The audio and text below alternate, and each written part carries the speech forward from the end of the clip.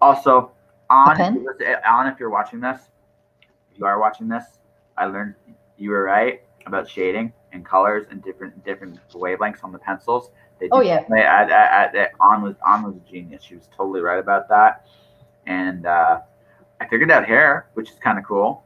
At least long black hair. I figured it out, and, Yeah. and which is I'll take it. Right? It is what it is. But it like for the first time doing this, that wasn't actually that terrible, right? I learned some stuff. Pat yourself on the back. Yeah, because you gotta get, as I used to say, think, you gotta get, you're gonna have your first drawings are experimental. Let's just call them bad drawings. I don't want to be mean to them, but you can call them bad. I call them bad drawings. You get the bad ones out of the way so that the good ones can start coming out. That's how I see it. It's like, Well, let's. it's like storytelling's the same way. I mean, you tell stories the exact same way. You write and get a lot of bad words out sometimes, Yep. Yeah. Yeah. right? And you know what, it's like a and also at the same time I respect those bad drawings and bad words and bad stuff, because they, it's you got to respect them. I'm not going to hate something awful. I used to, but it's like, oh my god, at that time I was so bad. No, respect your journey, because whatever you achieve and accomplish, and it's because of that hard work. It's hard work, and I want to love every single drawing, even if it was a bad one, because they've taught me a lesson. Well, I also do commentaries, right? So this one's saying markers, dang it, markers. Markers. Yeah, yeah, or ink for ink. Like honestly, black like a black and white thing with like the guy. I just realized how much ink he put on there with Mr. Griffin, right? Come on, said the Griffin. Alice in Wonderland and Through the Looking Glass is just amazing stuff. Just totally, totally amazing stuff. And and I'm looking at this. The reason also I picked this book too. This isn't Alice as a blonde. This is Alice as a black haired girl, and Ooh, which is something that's in my wheelhouse. I'm playing with black and white colors and pens and shapes and stuff like that. And that's good. yeah, so Okay, so cool. looking at this, there's a lot of like. There's some things I don't, but I really can't say I did a terrible job. I can live with that. No, I can no. live with that. You know, I'm going to do another Alice picture while you're working on Mr. Depth there, Mr. Mad Hatter. Mm-hmm. So you like the Mad Hatter? Is he your favorite character in Alice in Wonderland? Or I who? think I do like him. For the moment right now, this one I chose for the wacky colors, because I Yeah. just, I find it mesmerizing.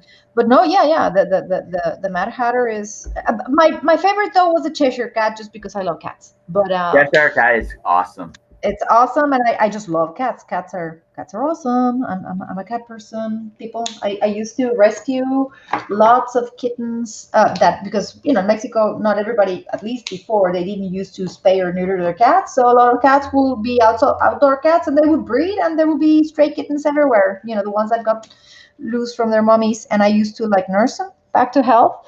So I got to love cats. Ah, Yeah. I yeah, understand them. I don't want to call myself a cat whisperer, but I do understand their language.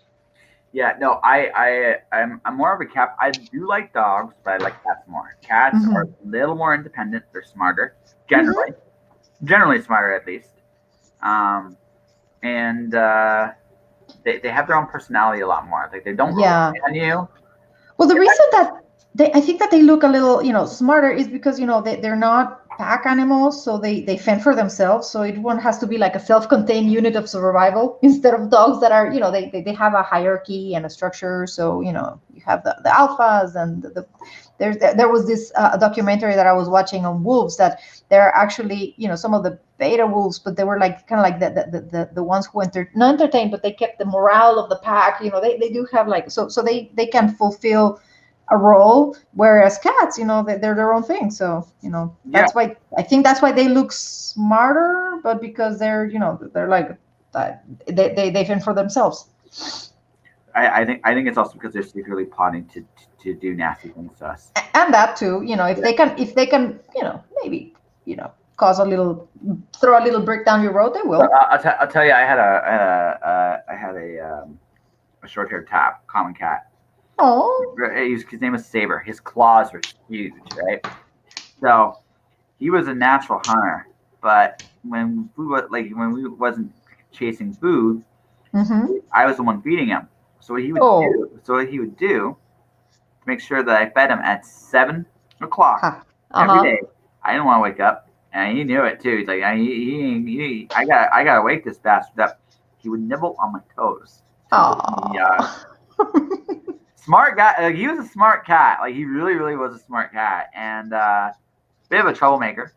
But they usually the best ones are, right? Yes, usually the best ones are, yeah. Right. And what happened to him? Well, we moved a lot. We moved around an awful lot.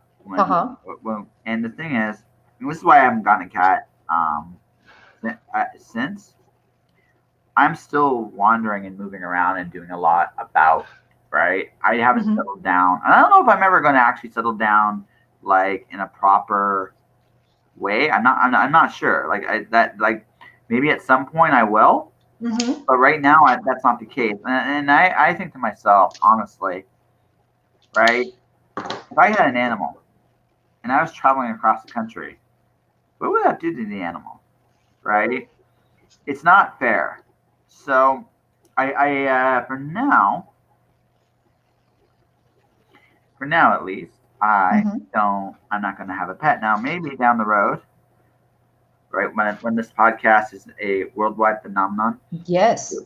Amen. Yeah, when people come far and wide to watch me come into town in their mystery machines, and I'm talking to some of the best and most interesting people who have made their dreams come true. By the way, I applaud you more than you'll ever know for that. The fact of the matter is, right, that maybe at that point I have an animal that can go with me on the road. Maybe, right?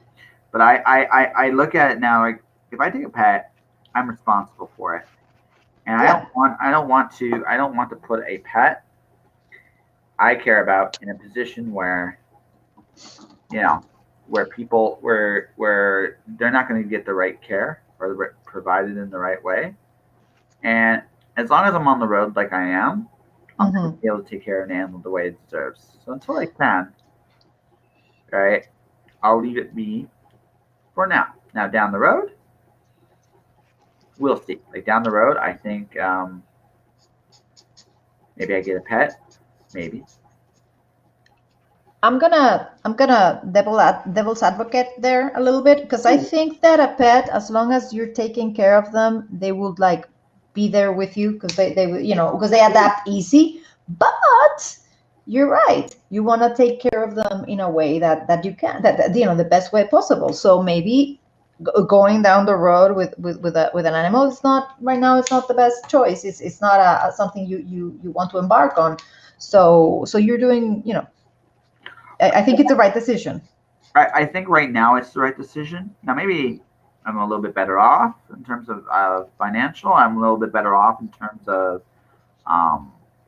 being able to take care of some more things. Yes, exactly. It's a matter of bandwidth. Yeah,